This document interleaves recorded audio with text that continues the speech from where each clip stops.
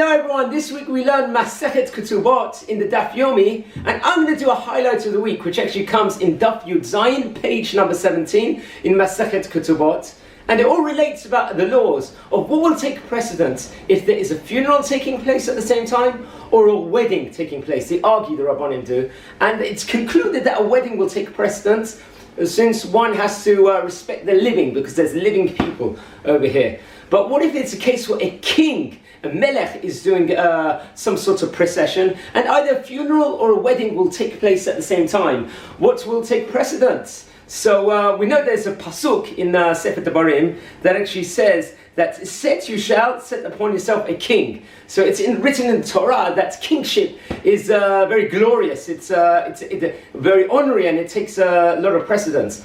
So the rabbis in the Gemara, they praise King Agrippas for giving way to his procession for a wedding. He gave precedence to the wedding. So one could argue over here, why is he being praised? He should have his dignity comes before anything else, because he's a king.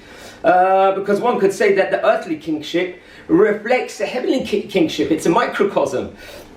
And so the answer that is stated in the Gemara was this: in this case scenario specifically, there was a crossroads. And in the crossroads there was another wedding going on, and his own procession was going on. So it wasn't obvious to the onlooker that he was foregoing his own glory, his own honor over there. He did it self-sacrificingly, but I knew it wasn't obvious. It wasn't to the onlookers. So the rabbis praised him for that, because it was a unique situation where he could actually potentially forego his honor. But in a regular case, it would have been, of course, a king is meant to always take precedence, because as I stated before, the earthly kingship, it reflects the heavenly kingship, and he's representing like Hashem in this world. The earthly king is, and if he's befelled of his honor any little bit, that's like taking away the honor of Hashem. Since Hashem did right that you put a king in order to be sort of a microcosm for the Hashem himself, the Almighty himself. And that's a phenomenal, interesting lesson